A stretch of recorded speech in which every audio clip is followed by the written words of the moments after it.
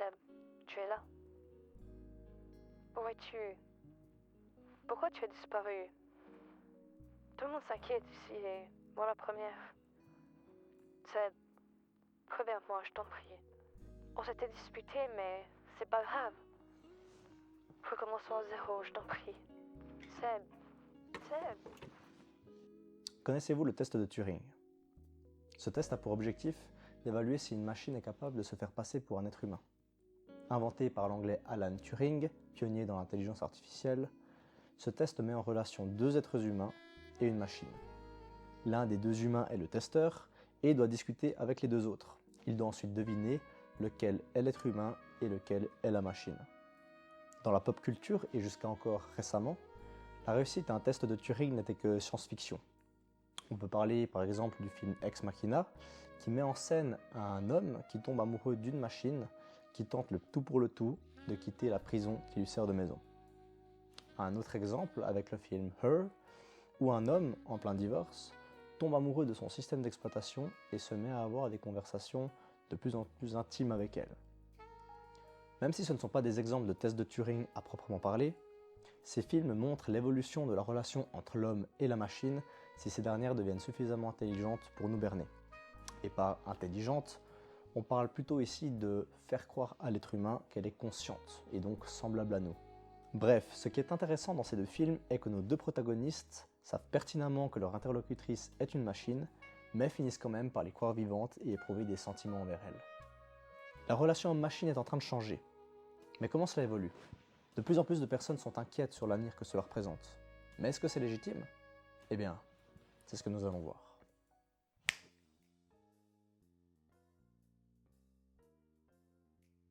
Commençons par un historique de l'intelligence artificielle, et plus spécifiquement dans le domaine des chatbots. En 1966, voit le jour Elisa. C'est la première IA dans son genre, le premier logiciel conversationnel de l'histoire. Elle était mise dans le rôle d'une psychothérapeute et répondait à l'utilisateur par une question selon un ensemble de règles assez basiques.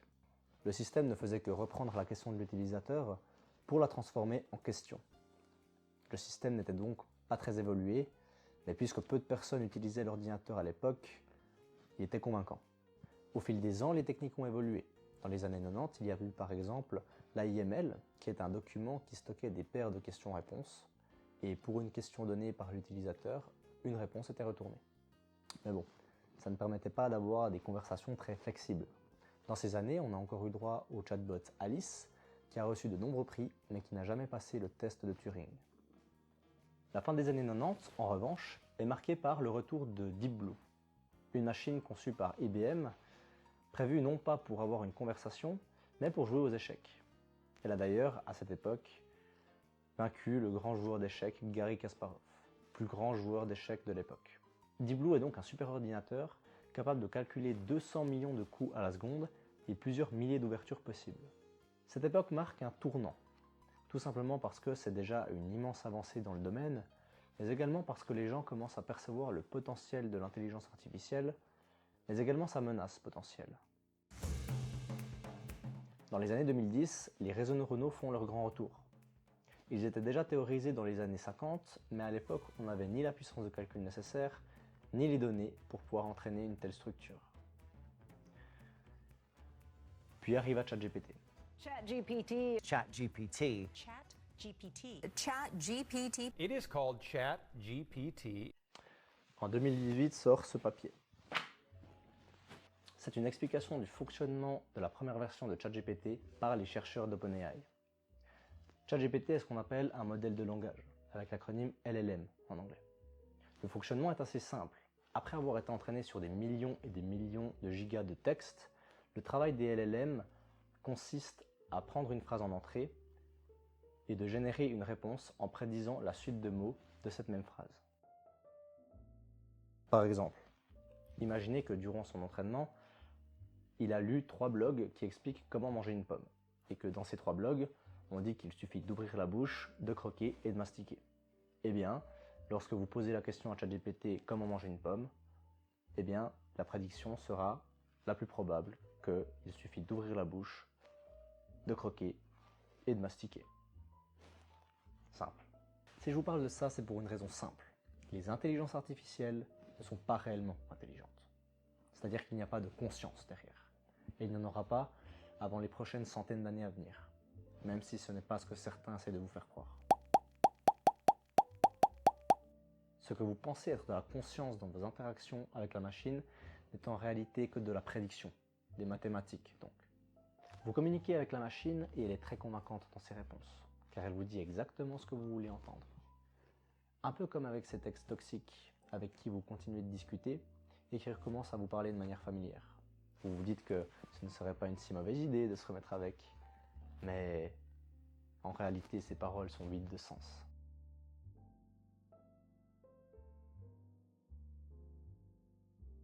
Quoi qu'il en soit, cette technologie est un outil, et comme tout outil, on peut commettre des actes mal intentionnés. Democracy is a fragile thing, more fragile than you want to believe. If the election fails, there is no democracy. I don't have to do anything. You're doing it to yourselves. People are divided. Your voting districts are manipulated. Voting locations are closing, so millions can't vote. It's not hard for democracy to collapse. All you have to do is nothing. Bienvenue dans le monde du deepfake. La vidéo que vous venez de voir n'est pas réelle, ou du moins, elle ne s'est jamais réellement passée. Ce premier exemple est une vidéo du dictateur Kim Jong-un créée par Represent Us, une organisation luttant contre la corruption aux États-Unis. Un autre exemple avec Ghostwriter, qui est un compositeur totalement anonyme et qui crée des hits musicaux avec les voix d'artistes comme Drake, Bad Bunny et bien d'autres. Se faire passer pour quelqu'un et usurper son identité, vous faire perdre de l'argent à toute une industrie, voilà les possibilités qui s'offrent à vous. Mais il y en a d'autres. Pourquoi ne pas extorquer de l'argent directement aux proches des victimes de deepfake? I said, what's wrong? What's wrong? She goes, I've had an accident and I need your help. His daughter panicked and crying before another voice gets on the line. He goes, I'm wanting to give your daughter back to you, but I need some cash. 30 secondes. C'est la durée qu'un fichier audio doit avoir pour pouvoir cloner votre voix. Pour cela, rien de plus simple.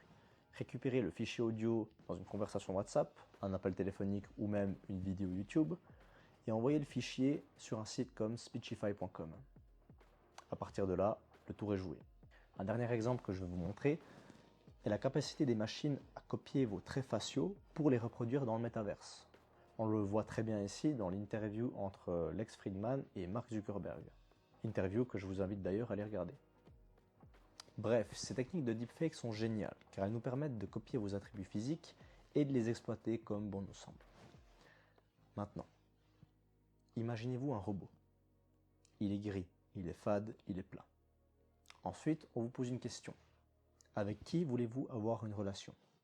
Votre voisine de palier ou Jennifer Lawrence? Peu importe, tout est possible. Une fois votre choix effectué, le robot se transforme et prend l'apparence de la personne choisie en copiant toutes ses caractéristiques physiques. La machine n'aura plus qu'à vous côtoyer quelques minutes pour vous connaître mieux que n'importe quelle personne de votre entourage. Vous ne croyez pas cela possible? Que vous êtes naïf.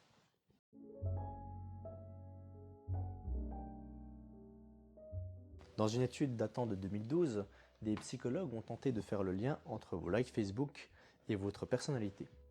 En psychologie, il existe de nombreux modèles pour décrire la personnalité d'un individu. Le modèle Ocean est l'un d'entre eux, mais c'est également l'un des plus connus.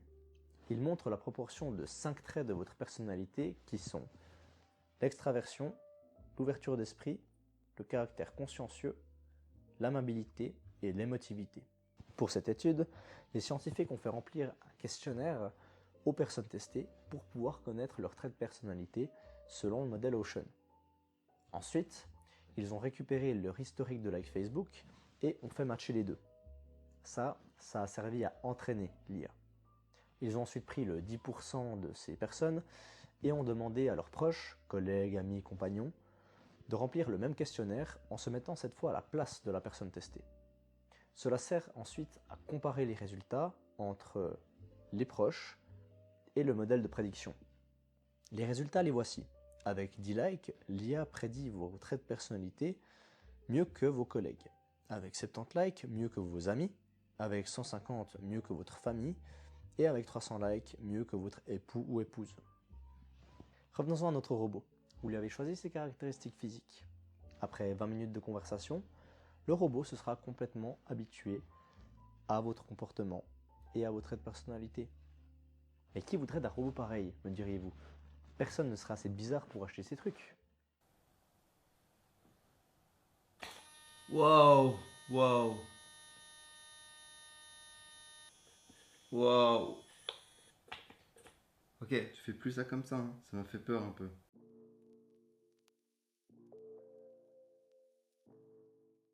Pourquoi je vous parle de tout ça? Depuis des années maintenant, le business model des entreprises a changé, et vos données valent plus que de l'or. Imaginez si une telle machine s'introduisait dans vos vies comme le smartphone l'a fait. Et lorsque ce sera le cas, il ne restera plus qu'à creuser dans les recoins les plus intimes de votre vie pour pouvoir en extraire les données. Ce ne serait pas la première fois. LG, la société d'électronique sud-coréenne, renvoyait les données de ses télévisions intelligentes vers sa société mère en Corée du Sud. Et ce, peu importe où se trouvait l'utilisateur. Le fait est que la connexion n'était pas cryptée. Donc, si une personne était au courant de la faille, il lui suffisait d'intercepter la connexion pour voir ce que voyait l'utilisateur, et donc s'introduire dans sa vie. Un autre exemple, plus récent, montre l'entreprise de robots aspirateurs iRobot partager des photos prises par l'un de leurs modèles, le modèle Roomba, à l'entreprise Scale AI, qui, à son tour, les partagèrent à une entreprise vénézuélienne et qui, à son tour, les partageait sur Facebook et Discord. Et c'est comme ça que des centaines, voire des milliers de photos de personnes dans leur maison ont été postées sur Facebook sans aucune sécurité apparente. Le groupe de développeurs vénézuéliens souhaitait simplement travailler de manière un peu plus simple, et c'est pour cette raison qu'ils se les sont partagés sur Facebook et Discord, mais ça a été révélé au grand jour. Et dans le lot de photos, il y a des personnes sur les chiottes. Et elles ne sont pas floutées à la base. Et là, vous allez me dire, mais qui pourrait partager les détails de sa vie les plus intimes avec un robot? Ça n'a pas de sens. Eh bien, il y en a, car l'offre répond à la demande.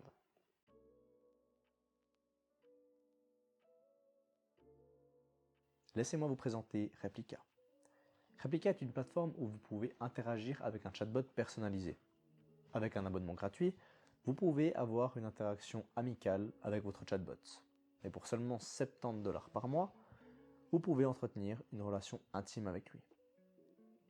D'ailleurs, quand on regarde les commentaires des utilisateurs, on comprend tout de suite quel est leur besoin. De plus en plus de solitude à force de vieillir pour John, des recoins de solitude dans la vie quotidienne de Carl, ou gérer la pandémie, des pertes personnelles ou des moments difficiles pour Sarah. Bref, la solitude. D'ailleurs, quand on regarde les deux langues de l'application, c'est logique. Le japonais fait partie de l'une des deux langues disponibles avec l'anglais.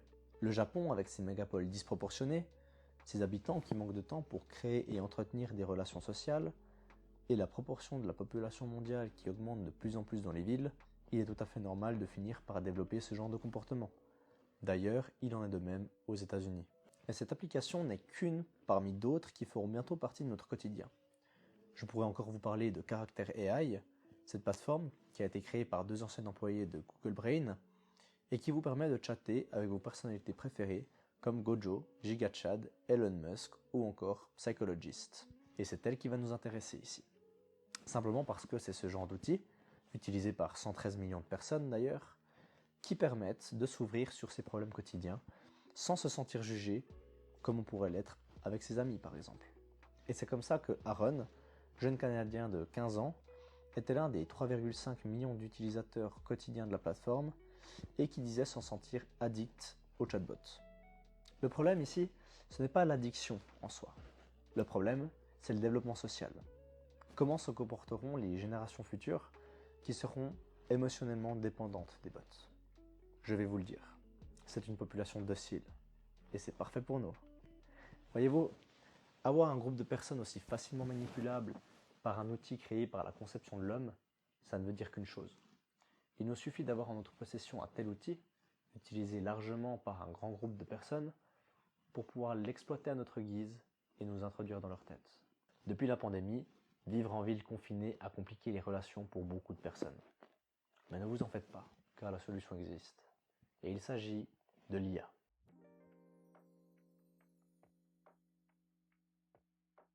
Qu'en est-il de l'opinion publique? Que pensent les gens au sujet de l'IA? Est-ce qu'ils ont peur? Est-ce qu'ils sont confiants? Ou est-ce qu'ils n'ont simplement pas d'avis sur la question? Je suis détective d'opinion publique après tout, c'est mon travail de savoir ce genre de choses. Un article de 2023 nous donne une idée sur la question.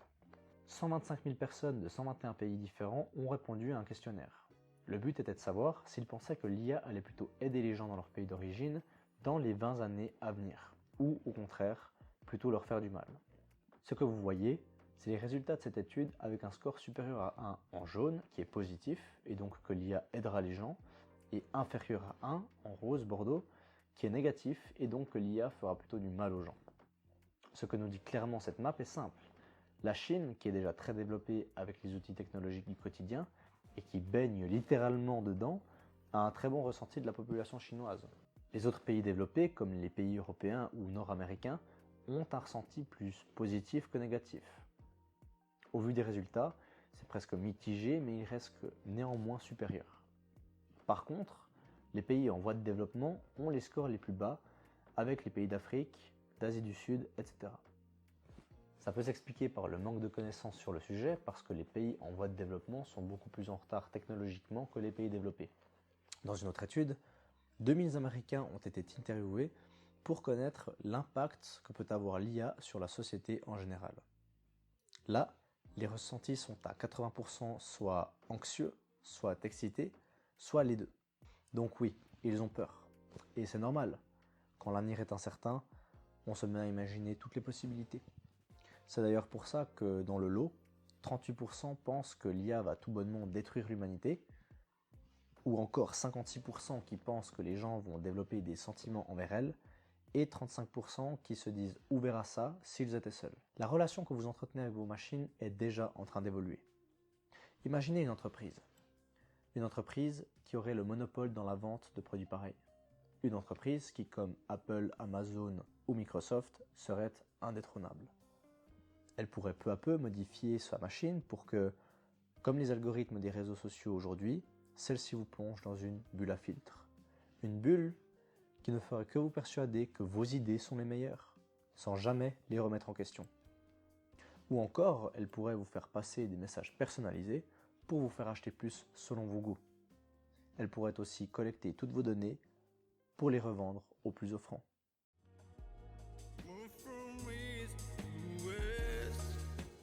Beaucoup de personnes qui se sentent seules utilisent déjà l'IA pour combler leur vide. Et demain, ce sera la norme. Avec cette tendance, le seul avenir qui s'offre à vous est un futur où les couples seront des hommes amoureux de machines, avec des émotions superficielles, des sentiments reproduits et un amour créé de toutes pièces. Car c'est ce que sont ces intelligences artificielles. Vous vivrez bientôt dans un monde de rêve, un monde où tout vous sera donné, sans aucune difficulté, sans aucun obstacle. Pour vous, ce sera une utopie. Pour nous, les masterminds, ce sera juste un moyen supplémentaire pour vous manipuler. Car vous manipuler pour les intérêts financiers de nos clients, c'est ça, notre travail.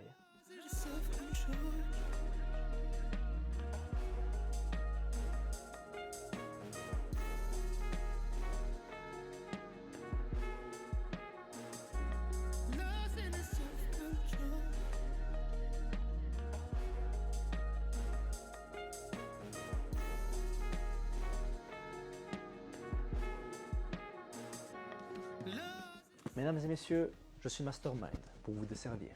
Et n'oubliez pas, vous n'avez aucun secret pour nous.